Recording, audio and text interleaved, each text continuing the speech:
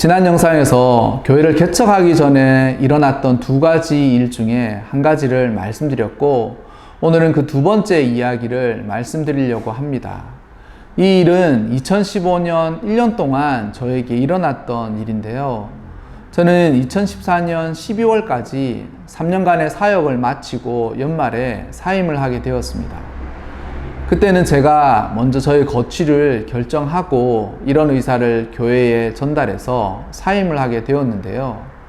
통상적으로는 다음 임지를 결정하고 사임을 하는 것이 일반적이지만, 당시 교회가 교역자를 감축하는 상황이었고, 또한 함께 사임하는 교역자들이 다 같이 사임해야 해서 임지가 정해지지 않은 상황으로 사임을 하게 되었습니다. 그런 상황 속에서 새로운 사역지를 찾으면서 이력서를 내고 있었는데요. 그 당시에도 아내는 직장을 다니고 있었고 아이 둘은 어린이집을 다니고 있었습니다. 그런 상황 속에서 사역지를 선택하고 이력서를 낼 수 있는 곳들이 이전보다 현격하게 줄어들어 있었습니다. 30대 후반의 나이에 결혼을 했고 아이가 둘 있다 보니 벌써 내가 이런 나이가 되었나 싶을 정도로 운신의 폭이 굉장히 좁아져 있었습니다. 그러면서 2014년 연말이 지나고 2015년 1월이 되자 마음이 조급해지기 시작하더라고요.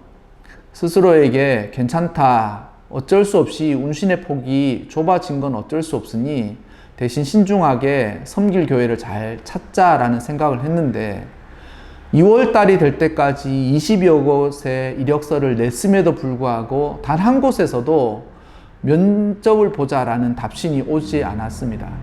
그래서 그때부터는 가능한 모든 곳에 면접이라도 보고 싶은 마음에 이력서를 내고 있었습니다. 계속해서 이력서를 냈지만 3월이 되고 이력서를 내는 곳에서 특별하게 면답을 보자든지 아니면 면접을 보자라는 그런 답신이 오지 않아서 굉장히 혼자 불안하고 답답한 마음으로 어찌할 바를 모르고 있었습니다. 가장으로서 가정에 대한 책임감, 그리고 아내에 대한 미안함, 아이들과 가족의 미래에 대한 걱정들이 저의 마음을 계속 짓누르고 저 역시 그런 곳에서 쉽게 헤어나올 수 없었습니다. 그러면서 반년이라는 세월이 지났어요. 그때까지도 계속 사역지를 구하고 이력서를 내고 있었는데요. 그러면서 간간히 면접도 보고 면담도 하긴 했지만 이것이 하나님이 막으신다라는 생각을 하게 되었습니다.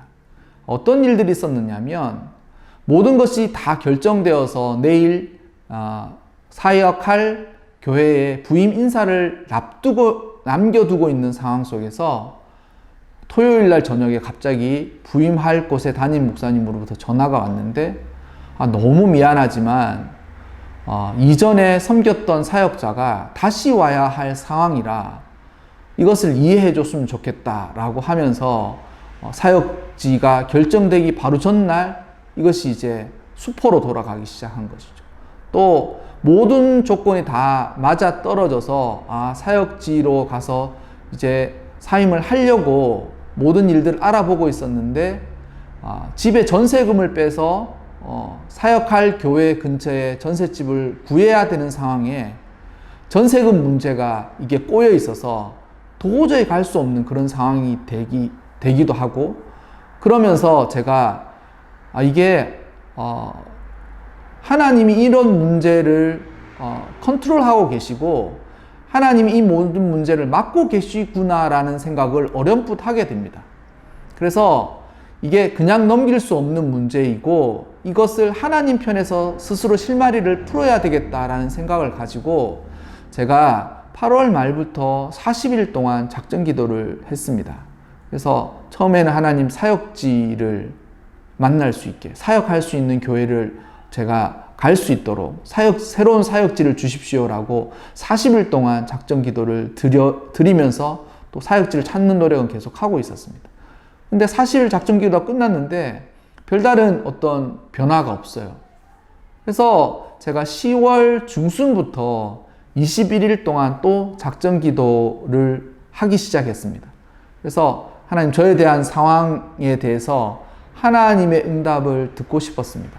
그래서 그때까지 항상 하나님이 저에게 사역할 곳들에 대해서 순종하게 길을 열어주셨고, 또한 제가 하나님께서 열어주신 그 사역지에서는 항상 하나님께서 보내셨다라는 마음으로 열심히 사역했는데, 하나님께서 이런 사역을 막으시다 보니 혹시 하나님이 더 이상 내가 사역하는 것을 원치 않으시는 게 아닌가, 이런 생각도 하게 되었고, 또한 하나님 편에서 과연 어떤 응답, 하나님의 뜻이 무엇인지에 대해서 분명하고 명쾌하게 다시금 짚어봐야 되겠다라는 생각이 들었습니다.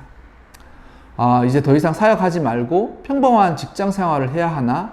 아니면 내가 지금 사역지가 정해지지 않는 이 문제가 과연 하나님께서 또 다른 뜻을 가지고 계신 것이 아닌가라는 생각으로 어쩔 수 없이 제가 21일 동안 작정 기도를 하면서 하나님의 뜻을 묻고 간구하게 되었습니다.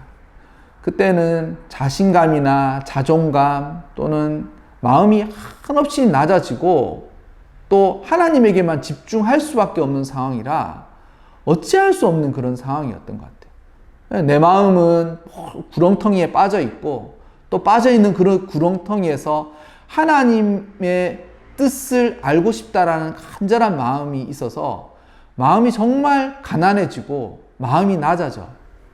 그래서 하나님의 뜻을 구하고자 21일 동안 작정 기도하던 중에 7일째 되는 날인가요? 하나님이 저에게 개척하라. 개척이 너의 사명이다 라고 말씀하신 거예요.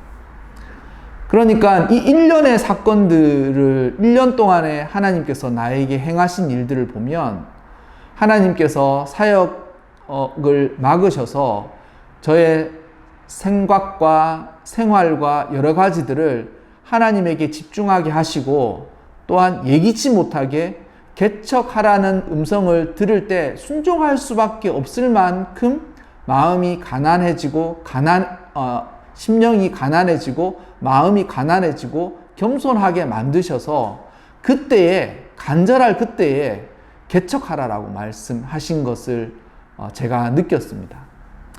그리고 그 음성을 듣고 순종 안 할 수 없을 마음이었기 때문에 이런 어려움 속에서 주님께서 말씀하신 것에 대해서 순종할 수밖에 없다라는 생각이 들었고, 또한 그렇게 순종을 했던 것 같습니다. 그래서 제가 이 2015년 1년 동안 하나님이 저에게 행하신 일들로 말미암아 하나님의 뜻을 구하게 하시고, 또한 하나님의 음성을 들었을 때에 순종하게 하시는, 마음이 가난하고 겸손해져서 그 말씀을 올곧이 붙잡게 해주셨던 것 같습니다. 그래서 이 2015년 1년 동안 하나님이 저를 연단하시고 마음을 낮추셔서 개척하지 않으면 안 될 정도로 저를 낮추시고, 또한 그런 상황에서 하나님의 음성을 듣게 하셨기 때문에 제가 아마도 개척하라는 하나님의 뜻에 순종할 수 있었다라고 생각합니다. 그래서 이 두 가지 일, 2015년의 이 두 번째 일 때문에 정말 개척의 결심을 굳히고 결정을 하게 된 것입니다.